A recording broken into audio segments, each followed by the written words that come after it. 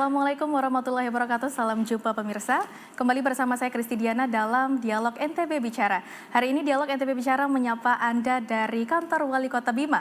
Tentunya dengan tema sinergi membangun Nusa Tenggara Barat dari Kota Bima. Dan tentunya di sini juga telah hadir bersama saya yaitu Wali Kota Bima. Kita sapa beliau terlebih dahulu Bapak Haji Muhammad Lutfi SE. Assalamualaikum Bapak. Waalaikumsalam. Baik, selanjutnya di sini juga telah hadir bersama kita yaitu Ketua DPRD Kota Bima, Bapak Alfian Indra Wirawan. Assalamualaikum Bapak. Waalaikumsalam. Dan di sini juga telah hadir di tengah-tengah kita yaitu Kapolres Bima Kota, yaitu Bapak AKBP Rohadi SIK. Assalamualaikum Bapak. Waalaikumsalam warahmatullahi wabarakatuh. Ya, bagaimana kabarnya narasumber kita pada hari ini? Alhamdulillah Baik. Sehat Bapak ya? Sehat. Tentunya pemirsa di sini tengah hadir di tengah-tengah kita tiga elemen yaitu dari pemerintah daerah, dari legislatif juga dan juga dari Polri. Tentunya kita akan nanti berbincang terkait sama kita itu sinergi membangun Nusa Tenggara Barat dari Kota Bima. Baik, saya menuju pertama ke Bapak Wali Kota Bima. Bagaimana kabar Kota Bima saat ini Bapak?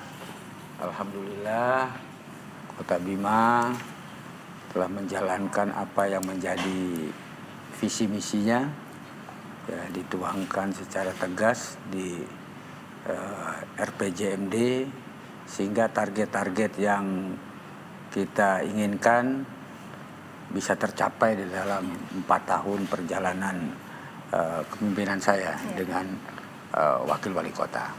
Baik, tadi sudah disebutkan visi misinya. Boleh kami tahu Bapak visi misi dari Kota Bima ini sendiri? Nah, di visi misi ini jelas tertuang mewujudkan Kota Bima yang berkualitas dan setara menuju masyarakat maju dan mandiri. Nah, di mana titik tekannya adalah bagaimana menekankan masyarakat ini punya daya saing. Nah, ini yang kita unggulkan, sehingga titik tekannya bahwa indeks pengembangan manusia Kota Bima sampai hari ini telah mencapai angka 76,11 di atas nasional. Nah, ini sebagai bukti bahwa dari tahun ke tahun IPM kita semakin meningkat. Nah, begitu juga di dalam pengangguran terbuka. Nah, dari tahun ke tahun kita berusaha bagaimana angka pengangguran ini semakin mengecil. Nah, kita bisa buktikan di tahun 2021, nah, kisaran 3,56%.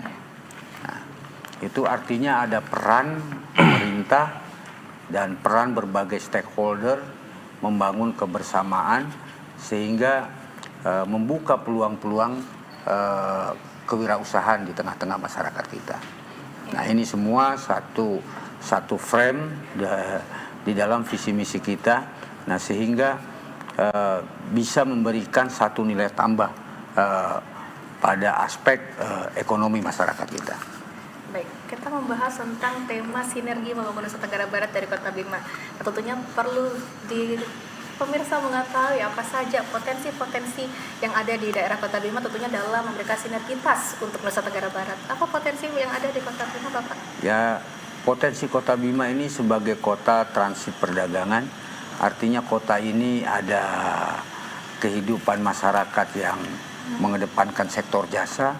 Nah, di samping itu juga ada sektor pertanian, perikanan. Nah, bisa dikatakan lebih dominan sektor jasa.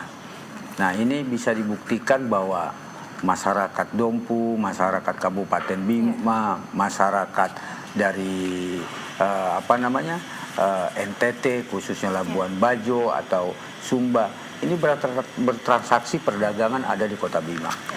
Nah, artinya bahwa ini merupakan satu modal bahwa Kota Bima menjadi satu kota satelit yang bisa prospek untuk di kemudian hari. Nah, di samping itu bahwa Kota Bima ini juga merupakan satu kota yang bisa dikatakan daerah antara pariwisata.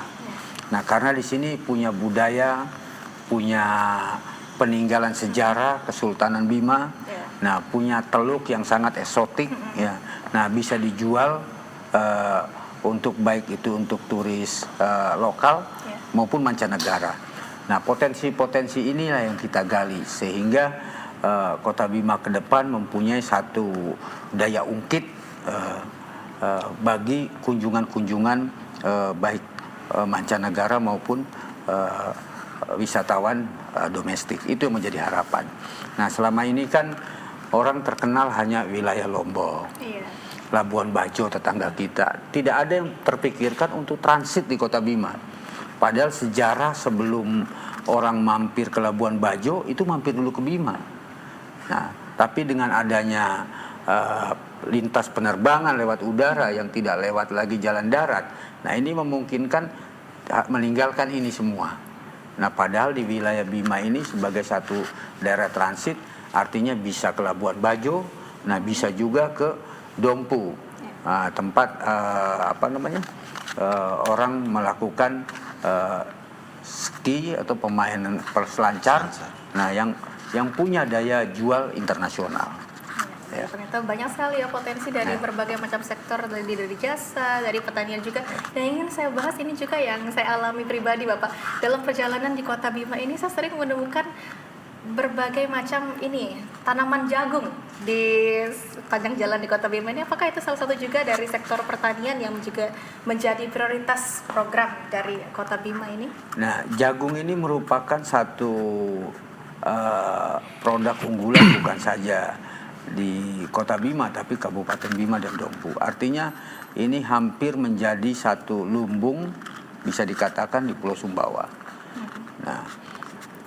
Nah, harapannya daripada pemerintah bahwa tidak serta-merta kita hanya terpaku pada persoalan jagung, tapi ada mungkin tanaman-tanaman lain yang bisa memberikan satu kepastian rutinitas. Nah, kalau tanam jagung kan artinya ini menunggu musim hujan. Nah, ini yang dipikirkan langkah-langkahnya, mungkin ada durian atau klengkeng atau tanaman-tanaman keras lainnya, sehingga rutinitas itu bisa diisi gitu. Berarti bukan hanya jagung saja sebenarnya, Bapak ya. Mungkin saya baru lihat jagung aja pada hari pertama. Ya, baik, saya beralih ke Ketua DPRD Kota Bima. Bagaimana dukungan legislatif terhadap program pemerintah daerah Kota Bima? Ya, terima kasih, Mbak. Pada prinsipnya kami sesuai dengan tupoksi kami ada 3 fungsi budgeting, legislasi, dan pengawasan. Artinya dalam fungsi budgeting kami tetap mendukung, apalagi di dalam lembaga DPR kami adalah pendukung pemerintah mayoritas, sehingga apapun yang ada dalam RPJMD pemerintah itu dengan skala prioritas pembangunan, tentunya kami tetap memberikan support yang cukup tinggi terhadap program-program pemerintah yang sudah sesuai dengan RPJMD. Baik. Tadi kita sudah sama-sama mendengar dari Bapak Wali Kota, ternyata banyak sekali potensi-potensi yang ada di Kota Bima. Lantas bagaimana peran dari legislatif dalam membantu mengupayakan realisasinya program-program tersebut, Bapak? Iya, karena kita ini adalah kota jasa seperti yang disampaikan oleh Pak Wali. Kami di lembaga legislatif bagaimana dalam menyusun satu peraturan daerah dalam hal ini. Misalnya kami beberapa tahun yang lalu mengajukan perda inisiatif yang terkait dengan ekonomi kreatif. Nah, artinya dalam rangka bagaimana kita mengembangkan usaha-usaha masyarakat sehingga bisa berusaha di Kota Bima ini dalam keadaan yang kondusif, misalnya seperti itu, Mbak. Oke, baik. Terima kasih Bapak Ketua DPRD. Saya menuju ke Bapak Kapolres Bima Kota. Ya, Bapak boleh dijelaskan kepada pemirsa TVRI yang ada di rumah seperti apa tingkat keamanan yang ada di Kota Bima, Bapak? Baik, terima kasih, Mbak.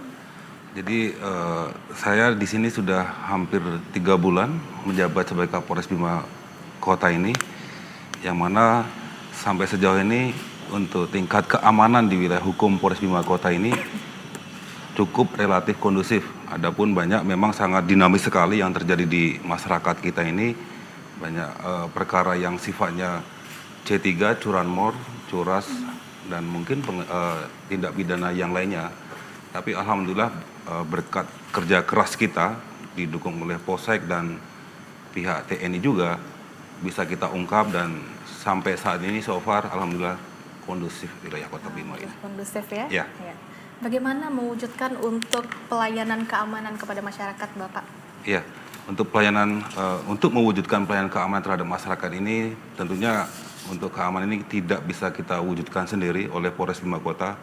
Kita juga bersinergi, berkolaborasi, bekerja sama dengan pihak Kodim, dengan pihak pemerintah kota juga untuk bisa bersama-sama memberikan pelayanan terbaik kepada masyarakat, utamanya adalah pelayanan keamanan. Dan ini kita juga rutin, Mbak, tiap malam minggu itu membuat kegiatan KRYD, kegiatan rutin yang ditingkatkan. Ini kita bekerja sama dengan dari Satpol PP juga, dengan TNI dari Kodim Bima dan juga dari Kompi yang ada di wilayah kita gitu.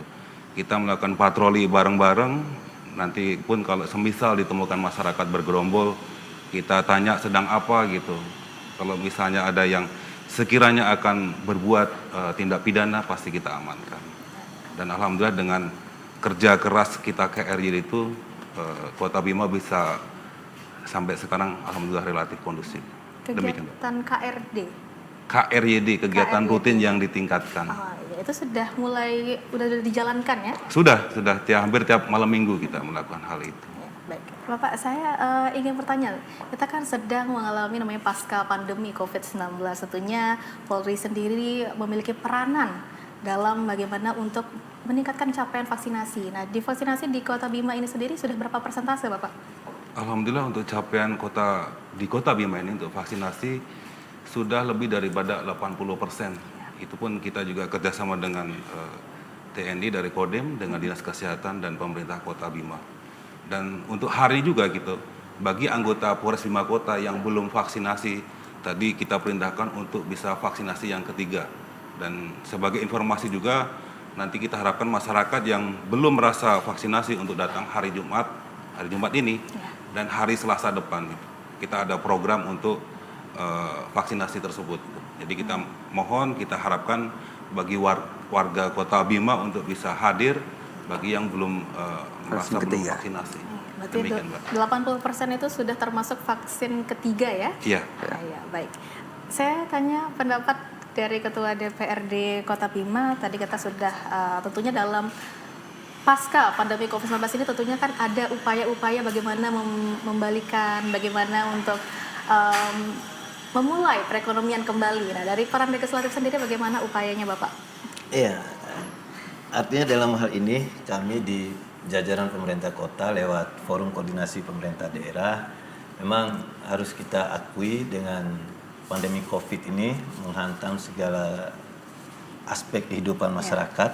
Nah, sehingga memang kami di jajaran pemerintah kota lewat dengan teman-teman Polri, TNI tetap berusaha bagaimana menciptakan lapangan kerja baru bagi masyarakat kita, sehingga selama COVID itu memang kita pahami bersama, tapi upaya-upaya ini tetap kita lakukan dengan pemerintah daerah sehingga pasca COVID ini masyarakat bisa melakukan kegiatan-kegiatan lagi. Nah, misalnya kegiatan-kegiatan seperti kemarin kami lakukan Rimpung Bojo, Pawai Rimpu, nah, sehingga itu mendongkrak ekonomi masyarakat kota di tenun, misalnya usaha tenun. Nah, hal-hal itu yang kami lakukan. Jadi memang seperti Pak Kapolres tadi bilang, di semua stakeholder yang ada ini tidak bisa harus bersama memang untuk bagaimana membangkitkan gairah ekonomi di Kota Bima itu sendiri. Iya, baik. Kalau dari Bapak Wali Kota Bima sendiri, bagaimana dalam kita menghadapi pasca pandemi COVID-19 tentunya diperlukan bagaimana strategi untuk membangkitkan kembali dalam sistem perekonomian, pariwisata yang ada di Kota Bima? Ya, sangat beruntung bahwa Kota Bima ini tidak dibangun, pariwisatanya belum tumbuh gitu. Nah, sehingga tidak meluluhlantahkan sektor yang ada. Nah, kita lihat angka demi angka, waktu tahun 2019 pertumbuhan Kota Bima itu di angka 5,11. Nah, pas masuk masa pandemi, nah itu kita turun sampai 4,95 pertumbuhan kita, minus. Nah, alhamdulillah di tahun 2021 ini ada peningkatan 2,03 kalau tidak salah. Nah, kita mengharapkan pertumbuhan kita untuk di tahun yang akan datang 2022 ini sampai 2023 dengan target bisa mencapai pertumbuhan angka nasional, itu harapannya. Nah, kerja-kerja apa kira-kira yang dilakukan oleh pemerintah daerah? Nah, sebagai ujung tombak pemerintah. Nah, bagaimana menggeliatkan sektor ekonomi mikro yang di bawah. Artinya ada dorongan-dorongan dari pemerintah daerah terhadap kebijakan-kebijakan maupun intervensi di dalam bentuk bantuan-bantuan. Nah, artinya bahwa tidak sekedar bantuan ini dilakukan oleh pemerintah pusat, tapi juga ada bantuan yang memang disiapkan oleh dana APBD kita dari tahun ke tahun. Nah, untuk pelaku-pelaku usaha.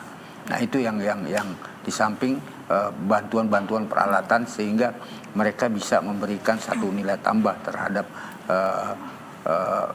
usaha-usaha mereka. Nah, sehingga bisa dikatakan pengangguran terbuka kita semakin menurun. Itu indikatornya. Dia tumbuh pelaku-pelaku usaha baru tumbuh. Nah, ini bisa dibandingkan dari tahun ke tahun. Nah, sehingga roda perputaran ekonomi yang ada di Kota Bima ini bisa dikatakan ada peningkatan dari per triwulan yang bisa kita lihat. Nah, baik itu dilakukan oleh BPS maupun hasil yang kita bisa lihat dari survei-survei yang dilakukan oleh indeks kepuasan yang ada di masyarakat kita. Berarti seperti salah satunya menggerakkan UMKM itu salah satu juga upaya ya Bapak ya? Ya memang tidak bisa kita tampilkan bahwa kota jasa pasti akan tumbuh UMKM-nya. Nah, ini bisa kita katakan perizinan yang ada di fase saya ini kurang lebih hampir 7.000 pelaku usaha yang ada di Kota Bima. Nah, bagaimana kita menjaga irama pelaku-pelaku usaha ini tidak mengalami kolaps. Nah, itu yang terpenting. Nah, alhamdulillah ada langkah-langkah yang dilakukan oleh pemerintah pusat dengan kebijakan APBD kita, nah untuk menjaga mereka itu semua. Baik, ini menarik sekali untuk kita bahas, namun kita akan lanjutkan lagi setelah jeda pariwara berikut ini. Pemirsa tetap di Dialog NTB Bicara.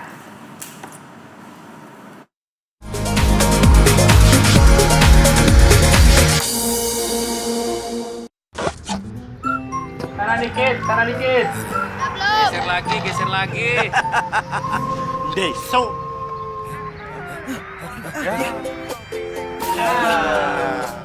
Deso.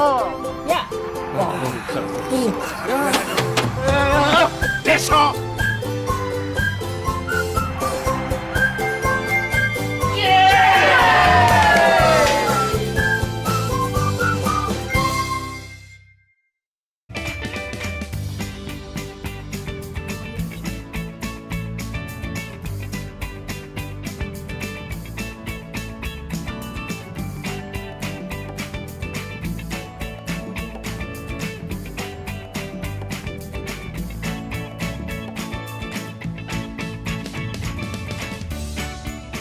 Gimana? Bersih dan jernih kan siarannya? Jangan khawatir, semua ini gratis. Tidak perlu beli kuota internet dan nggak perlu biaya berlangganan. Bagi kamu yang masih menggunakan TV analog, cukup dengan satu langkah mudah. Untuk televisi yang sudah siap digital, cukup scan ulang siaran TV kamu untuk menangkap siaran TV digital. Banyak pilihan programnya, bersih gambarnya, jernih suaranya, dan canggih teknologinya. Ayo, kita beralih ke siaran televisi digital.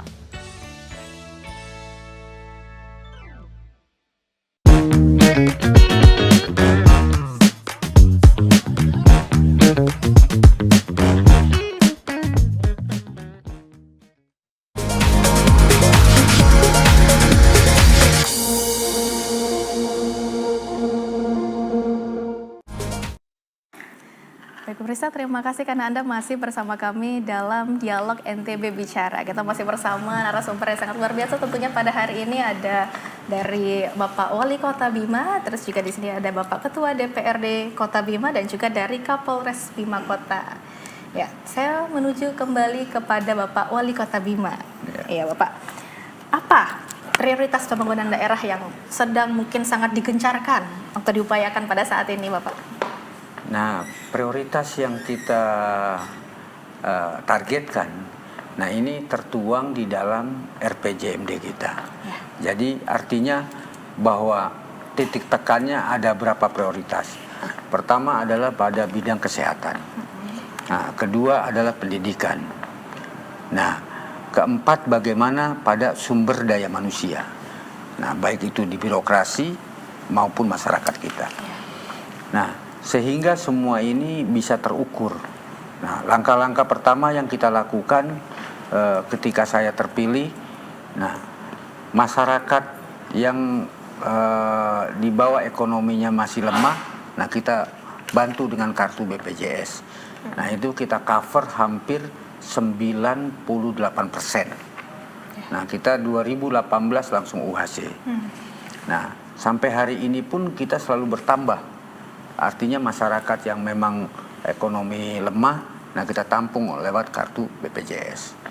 Nah, kedua bagaimana dalam sistem pendidikan. Nah, pendidikan ini yang terpenting adalah bagaimana mereka mempunyai satu skill keahlian. Nah, makanya apalagi ada sekolah penggerak. Nah, hari ini bagaimana partisipasi siswa yang begitu aktif. Nah, rata-rata guru penggerak begitu banyak yang diterima. Nah, sekolah-sekolah penggerak yang ada di Kota Bima. Nah, di samping itu juga kita meletakkan satu pendidikan karakter. Nah, pendidikan karakter ini sangat penting di dunia pendidikan. Karena bangsa itu yang besar, artinya bangsa itu punya karakter. Nah, kita tanamkan di anak-anak kita mulai dari SD, SMP, sampai SMA. Nah, pendidikan karakter ini tidak lepas daripada muatan-muatan baik itu nilai agama ya maupun budaya yang ada di masyarakat Bima yang namanya konsep Maja Labo Dahu. Nah, ini yang kita tanamkan. Kenapa saya yakin dan percaya konsep ini bisa mengantarkan orang Bima eksis di mana-mana.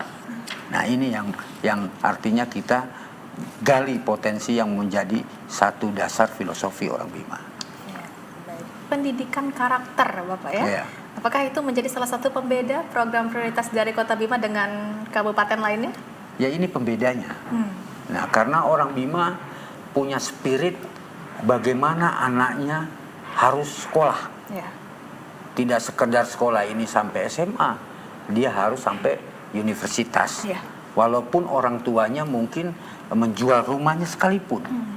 Nah, ini kan mentalitas yang tidak dimiliki oleh daerah-daerah lain.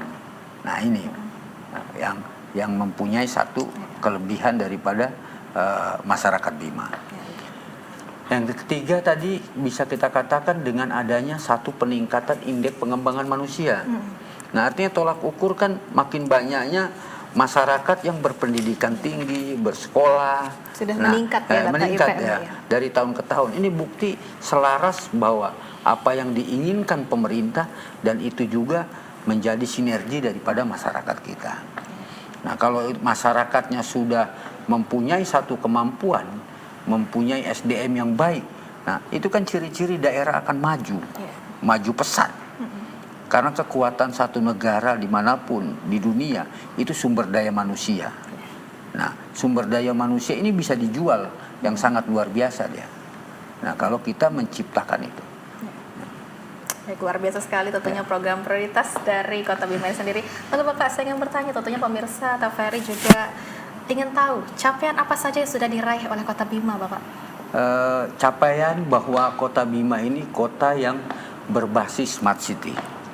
Nah, sebagai satu program ini tidak saja untuk melayani pelayanan birokrasi, tapi juga melayani masyarakat kita. Nah, di mana bisa dibuktikan adanya kehadiran pemerintah di tengah-tengah masyarakat. Sebagai satu contoh.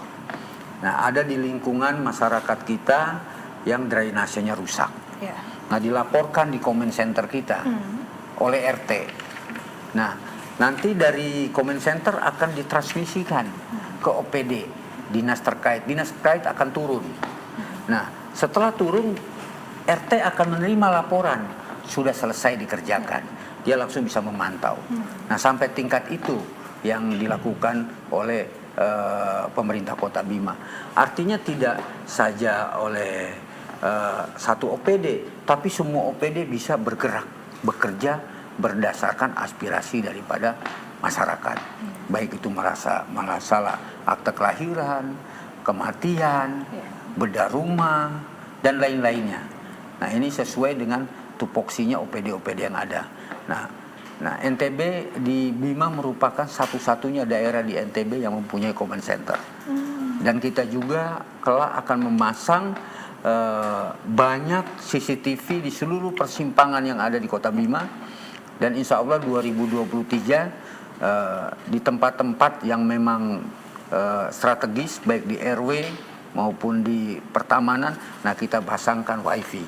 Nah, selaras dengan Kota Bima sebagai kota yang smart city untuk menyongsong poin 5.0. Nah, era society daripada masyarakat industri.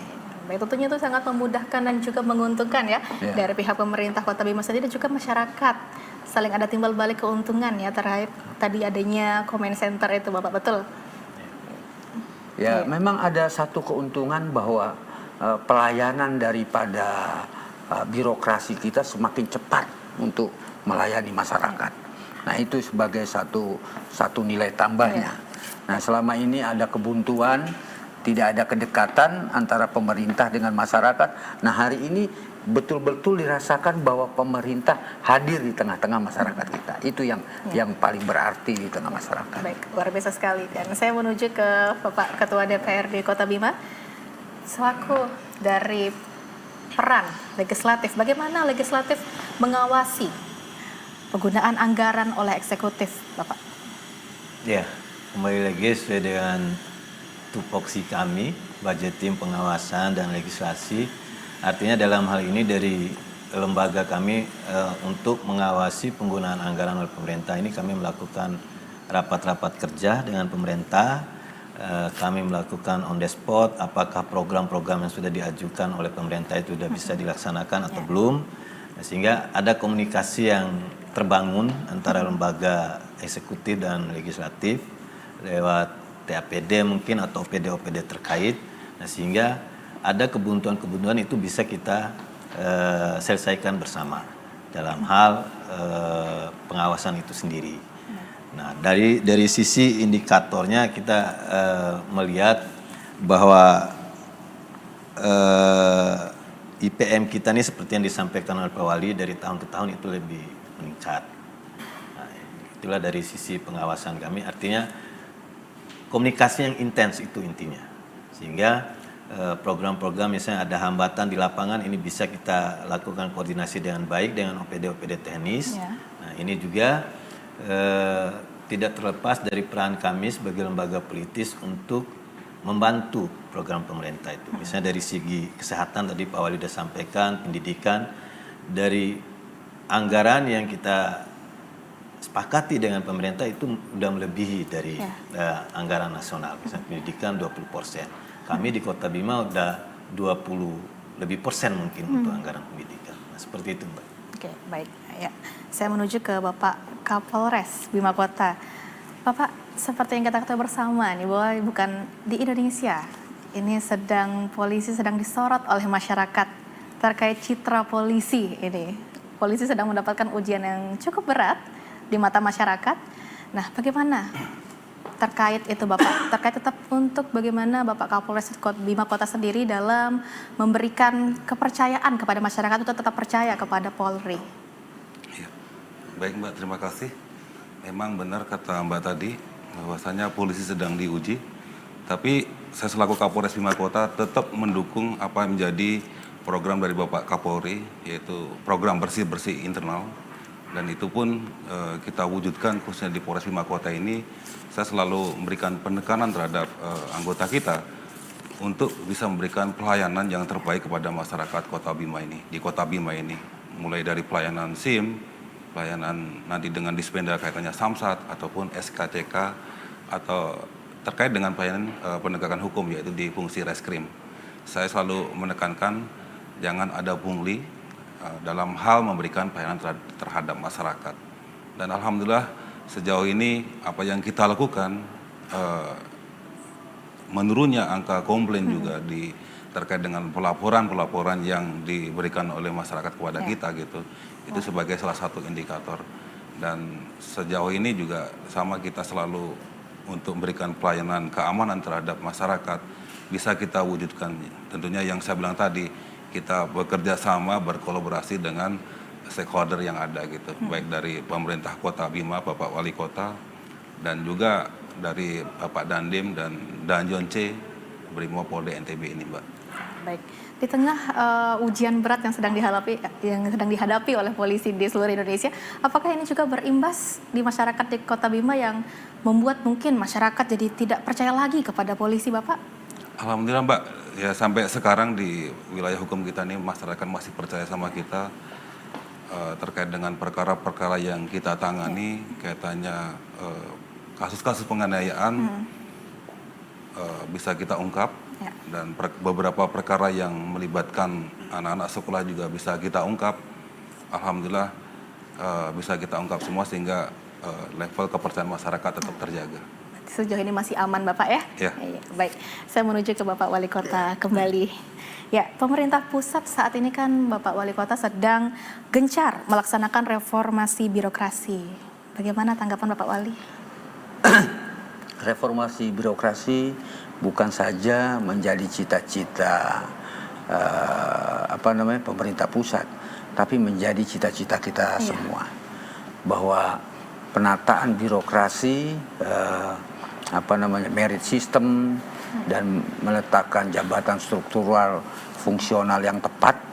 Nah, sehingga di dalam pelayanannya ini bisa memberikan satu percepatan, baik itu di dalam tata kelola pemerintah maupun di dalam memberikan output terhadap satu pekerjaan mereka. Nah, itu yang menjadi kewajiban kita semua. Walaupun di dalam pelaksanaannya ini masih banyak kekurangan-kekurangan karena masih banyak sumber daya manusia yang diletakkan sesuai dengan fungsinya. Nah, ini di dalam jabatan fungsional. Nah, insya Allah ini akan kita tata sesuai dengan porsinya sehingga kita tempatkan mereka untuk bisa lebih baik lagi untuk di penempatannya. Berbicara tentang reformasi birokrasi, Bapak tentunya tidak terlepas dari bagaimana peningkatan investasi yang ada di daerah. Nah, untuk di Kota Bima sendiri bagaimana Bapak untuk meningkatkan investasi di daerah Kota Bima? Ya, pertama dalam langkah mereka kita lakukan satu pelatihan, pendidikan. Ya, misalkan kita lakukan pendidikan kepemimpinan ya di Klatpim ya bagi eselon-eselon 3 yang ada. Nah, di samping itu juga kita lakukan bagaimana jangan ada budaya untuk mengangkat seorang ASN dengan adanya budaya sogok. Nah, ini memberikan satu etos kerja yang luar biasa nantinya. Karena marak sekali ya kepala daerah maupun pejabat-pejabat yang lainnya itu dengan adanya budaya sogok menyogok ketika orang diangkat jabatan ya kita tahu sendiri itu. Nah, tapi alhamdulillah di Kota Bima tidak dilakukan itu. Sebagai satu komitmen kita bersama bahwa kita menempatkan orang berdasarkan the right man on the right place. Nah, sehingga menempatkan orang ini di samping dia punya kemampuan tapi juga punya pengalaman. Nah, sehingga roda pemerintahan bisa kita ukur pelayanan publik Kota Bima ini begitu cepat sehingga dapat penghargaan kita nomor 3 nasional kemarin.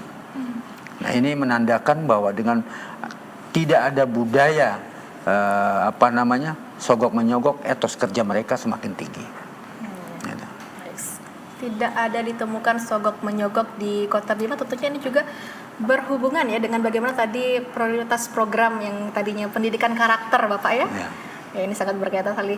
Baik, terima kasih Bapak Wali Kota. Saya menuju ke Bapak Ketua DPRD Kota Bima.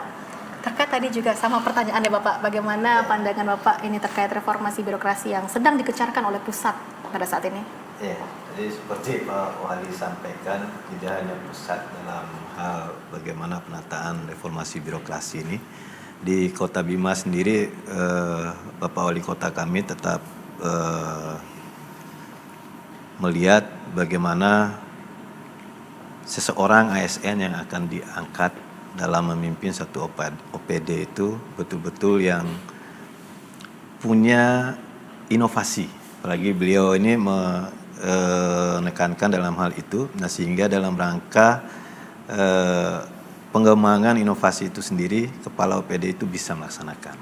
Artinya seperti yang beliau sampaikan tadi, sejauh ini kami melihat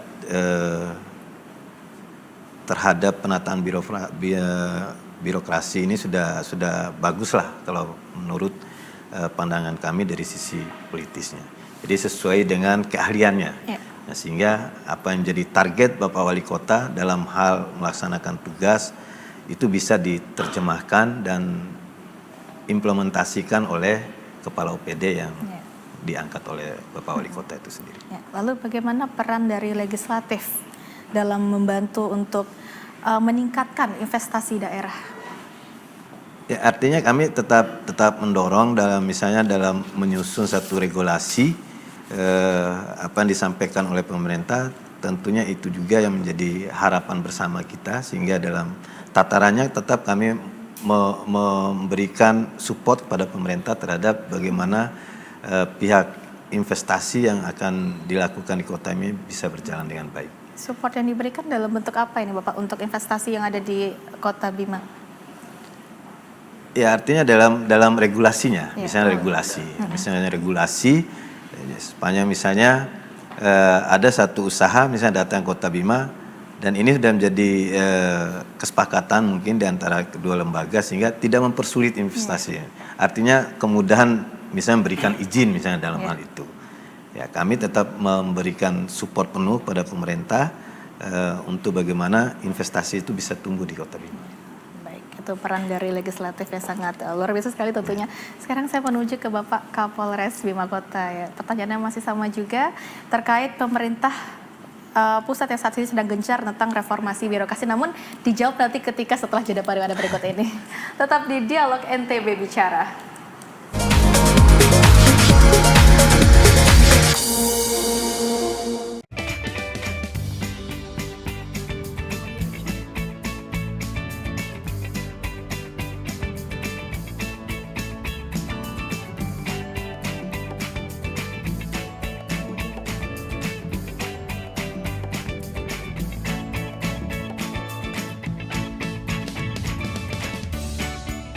Gimana? Bersih dan jernih kan siarannya? Jangan khawatir, semua ini gratis.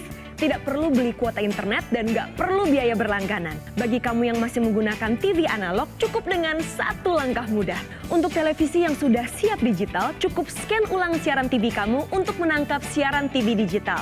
Banyak pilihan programnya, bersih gambarnya, jernih suaranya, dan canggih teknologinya. Ayo, kita beralih ke siaran televisi digital.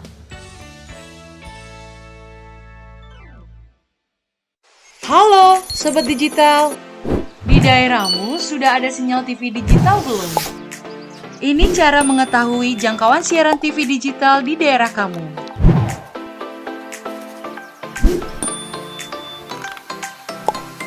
Pertama, download aplikasi Sinyal TV Digital di Play Store jika kamu menggunakan HP Android dan App Store untuk aplikasi iOS. Kedua, pilih aplikasi Play Store atau App Store di smartphone kamu. Ketiga, ketik di area pencarian aplikasi Sinyal TV Digital. Keempat, install aplikasi Sinyal TV Digital di smartphone kamu. Kelima, buka aplikasi Sinyal TV Digital kamu. Kamu bisa mencari semua informasi sinyal televisi digital di aplikasi ini. Ketik daerah kamu di area pencarian, otomatis aplikasi ini memberikan informasi apakah sudah ada sinyal siaran televisi digital di daerah kamu. Di aplikasi ini, kamu akan mendapatkan informasi mengenai pemancar siaran digital, konten siaran digital, dan kekuatan sinyal digital di daerah kamu. Selamat mencoba Sobat Digital! Dulu TV di rumah Inyong cuma jadi pajangan. Lah kepriben punya TV gambar nggak bisa ditonton. Beruwet sampai ganti TV, ganti kabel, ganti antena, pindah tempat. Tetep baik, beruwet. Mari sekarang sejak Inyong pakai TV digital, di rumah Inyong jadi rame terus. Gambar TV nggak semutan, suara jernih, celing. Pasangnya gampang, nggak pakai ribet. Ayo pakai TV digital aja, kelalen pasti celing.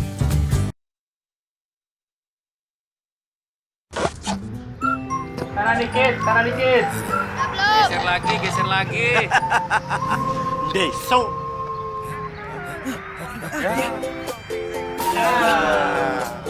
Deso. Ya. Deso.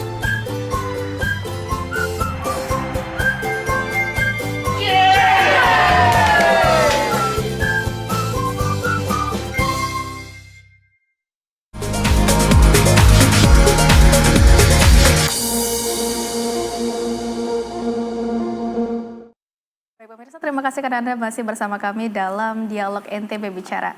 Tadi kita sudah sempat bertanya kepada Kapolres Bima Kota terkait tadi bagaimana pemerintah pusat saat ini yang sedang gencar terkait pelaksanaan reformasi birokrasi. Mungkin dari Bapak Kapolres sendiri bagaimana tanggapannya Bapak? Terima kasih Mbak. Ya, di internal Polri juga ada reformasi birokrasi Polri. Itu kita wujudkan dalam bentuk peningkatan sumber daya, kualitas sumber daya polisi sendiri di Polres Bima Kota. Adapun upaya-upaya yang setelah saya lakukan adalah memberikan pelatihan kepada mereka untuk lebih profesional sesuai dengan tupoksinya, tugas bidang tugasnya gitu, dan memberikan pengertian-pengertian bahwasanya kita ini sebagai agen dari pelayanan kepada masyarakat, dan kita juga berupaya meningkatkan kualitas pelayanan kita terhadap masyarakat. Pelayanan yang masuk di sini kalau di Polres Bima Kota ini adalah pelayanan SIM. Kita bukan hanya di Polres saja gitu, tapi kita juga ada mobil SIM keliling sehingga mempermudah bagi masyarakat yang ingin membuat ataupun memperpanjang kaitannya dengan SIM A, SIM C, dan mungkin B1 dan yang lainnya gitu. Iya, baik. Lalu saya ingin bertanya juga kepada Bapak Kapolres Bima Kota. Selama menjabat sebagai Kapolres mungkin di Kota Bima ini, apakah sudah ditemukan tantangan-tantangan tersendiri mungkin yang membedakan dengan di mungkin kabupaten sebelumnya gitu, di Kota Bima ini sendiri Bapak? Ya, alhamdulillah banyak challenge atau tantangan yang saya dapatkan selama bertugas di sini gitu. Ya, utamanya di awal saya menjabat di bulan September kemarin terkait dengan isu kenaikan BBM. Hampir tiap minggu ada demo gitu, tapi dengan kita komunikasi dengan Pak Wali Kota, Pak Ketua DPRD, kita bersinergi untuk bisa menerima adik-adik mahasiswa kita ini. Alhamdulillah bisa kita rangkul, kita galang, dan situasi Kamtibmas di Kota Bima ini tetap terjaga. Baik. Dan Bapak Kapolres, ini seperti kita tahu bersama kan saat ini sedang berada di masa peralihan.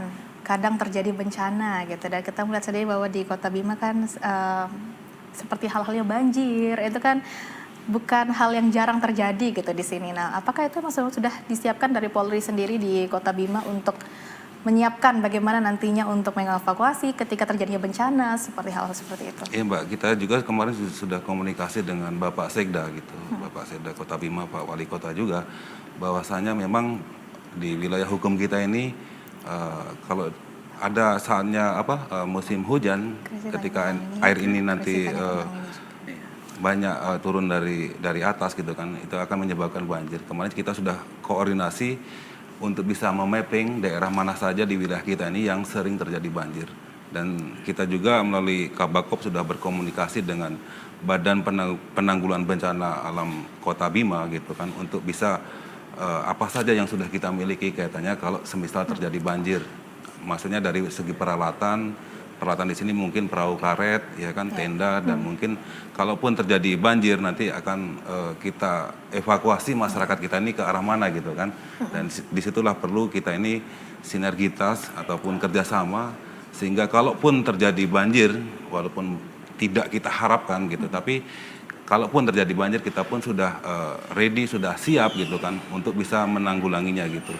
Dan kita juga selalu komunikasi dengan Kodim juga, Bapak Dandim dengan Danjon juga untuk bisa menginventarisir berapa jumlah perahu karet, berapa anggota kita yang bisa dikerahkan kalau semisal sewaktu-waktu terjadi banjir gitu. Walaupun bukan harapan banjir ini, tapi kita intinya adalah sudah ready, sudah siap kalaupun terjadi banjir. Demikian, Mbak. Baik, berarti dari Bima Kota sendiri juga sudah siap tentunya dalam menghadapi bencana. Walaupun kita tidak berharap bencana itu akan hadir, Bapak ya. Mungkin bisa saya tambahkan juga, insya Allah minggu-minggu ini kita akan bareng-bareng untuk melakukan apel kesiapsiagaan penanganan bencana banjir ini. Apel, Ya. seperti upacara ya untuk Ya, ini. nanti ya. kita buat juga simulasi gitu bagaimana penanggulangan bencana alam. Simulasinya apakah melibatkan masyarakat juga? Ya, yang utama adalah stakeholder yang berkepentingan dalam penanggulangan banjir ini dan masyarakat juga, karena masyarakat ini kalau harus kita kasih pengertian gitu kan. Kalau semisal terjadi banjir, ya kita harapkan untuk bisa bareng-bareng dengan pemerintah gitu kan untuk bisa mengantisipasinya gitu. Iya, baik. Saya tanya ke Bapak Wali Kota Bima. Sama pertanyaan ini Bapak seperti dari Kapolres Bima Kota, bagaimana mungkin dari Pemda sendiri dalam membantu untuk nantinya misalnya ketika terjadi bencana, apakah upaya sudah dilakukan? Gitu dari Ya, pemerintah Kota Bima dan masyarakat ini sudah punya pengalaman. Kita pernah banjir di tahun 2016 yang cukup besar.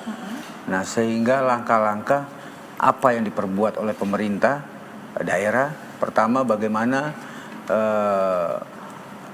kita lakukan normalisasi dan pencegahan mitigasi.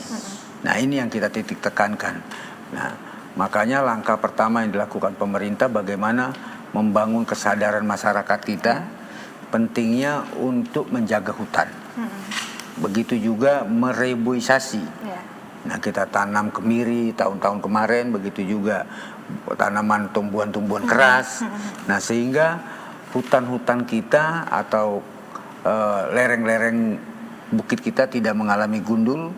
Nah, semua terobsesi untuk menanam jagung. Nah, di samping itu juga kita membuat satu renaksi nasional. Ya, alhamdulillah renaksi nasional ini berjalan dengan adanya program yang mungkin akan dilaksanakan nanti di akhir 2022 ini dengan dibangunnya normalisasi sungai yang dilakukan oleh JK Jepang. Nah, sehingga di bahu sungai mulai dibronjonisasi, diperluas lagi, sedimentasinya diambil. Nah, sehingga potensi-potensi meluapnya air hujan ke perkampungan tidak akan ada lagi. Nah, karena jembatan-jembatan yang mengalami satu penyumbatan itu sudah kita rekonstruksi ulang, artinya dibangun kembali yang ada di Kota Bima selama 4 tahun terakhir ini. Baik, saya bertanya kepada Ketua DPRD Kota Bima terkait tadi bencana-bencana yang mungkin kerap terjadi di Kota Bima ini, apakah memang sudah ada disiapkan anggaran untuk? Pastilah Mbak. Pasti. Sudah ada ya, memang sudah dikhususkan ini untuk terjadinya bencana. Dana tak terduga namanya itu. Biaya tak terduga. Baik, saya bertanya lagi kepada Bapak Wali Kota Bima. Kota Bima kan terkenal dengan kota yang berada di pinggir laut, Bapak ya. Nah, ini bagaimana? Apakah ini menjadi salah satu ladang juga untuk sektor pariwisata yang ada di Kota Bima? Nah, mungkin satu-satunya kota yang ada di wilayah Pulau Sumbawa atau di NTB yang berdekatan langsung dengan Teluk adalah Kota Bima. Nah, makanya ini merupakan satu jualan yang luar biasa sebenarnya. Di tahun-tahun 2019 kita telah melakukan event tingkat nasional, triathlon. Artinya daerah yang bisa dilakukan triathlon itu daerah yang punya teluk, nah jalan yang datar dan panjang. Nah, medan ini sangat cocok yang ada di Teluk Bima. Makanya hampir peserta Pak Wali ini daerah yang paling ideal, baik itu untuk event nasional maupun internasional. Karena Teluk Bima ini kalaupun ada yang sampai 700 sampai 1.500 berenang itu bisa dilampaui. Nah di samping itu gelombangnya tidak ada. Nah ini merupakan nilai lebihnya. Nah di samping itu juga Teluk Bima ini merupakan satu nilai jual untuk pariwisata dengan adanya Lawata, dengan adanya Pantai Kolo. Nah, kenapa pariwisata ini perlu saya titik beratkan harus menjadi satu objek di Teluk ini? Karena tidak semua daerah Teluk itu mempunyai atau habitat lautnya yang bisa dijual. Nah, sebagai contoh ikan-ikan yang ada di Teluk Bima ini tidak ada di teluk lain. Nah, ikannya berbentuk kayak karang. Nah, ini nilai jual yang sangat luar biasa terhadap fotografer yang memang penyelam-penyelam yang ada. Nah, ini yang akan kita tayangkan di kemudian hari. Nah, kenapa Kota Bima ini merupakan kota yang dianggap ditinggal menjadi satu daerah pariwisata? Seolah-olah pariwisata itu identik dengan destinasi-destinasi. Nah, tidak pernah disentuh wilayah bahwa Kota Bima ini ada tempat untuk snorkeling, ada juga untuk diving. Kita memiliki spot ini hampir 12 titik. Nah, ini sudah ada turis mancanegara yang hadir, ya. Cuman belum terekspos. Nah, kita butuh biaya promosi yang begitu besar, artinya dukungan pemerintah provinsi, begitu juga dukungan pemerintah pusat.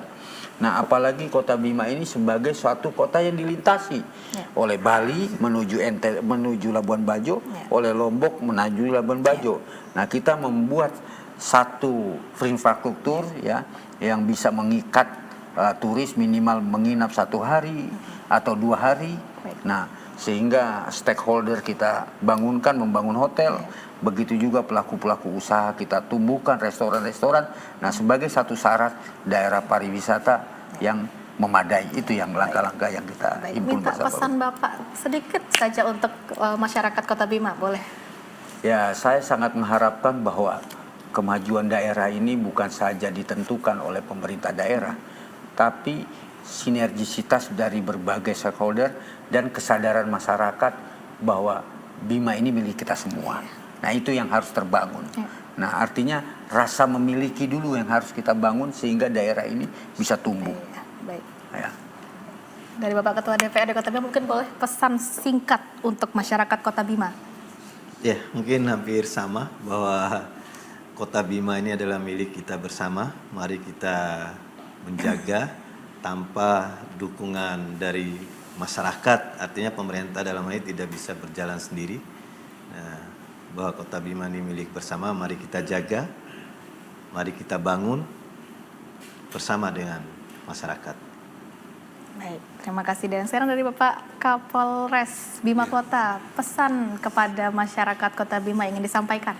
Saya selaku Kapolres Bima mengajak kepada seluruh elemen masyarakat yang ada di Kota Bima ini, mari sama-sama kita ciptakan situasi Kamtibmas yang kondusif, sehingga dengan situasi Kamtibmas yang kondusif tersebut bisa mendukung apa yang menjadi program pemerintah kaitannya dengan pembangunan ataupun kaitannya dengan peningkatan dari sisi ekonomi. Demikian, Mbak. Baik, terima kasih Bapak Kapolres atas pesannya, juga tadi Bapak Ketua DPRD dan juga Bapak Wali Kota. Dan pemirsa, akhirnya tak terasa kita sudah berada di penghujung acara Dialog NTB Bicara kali ini.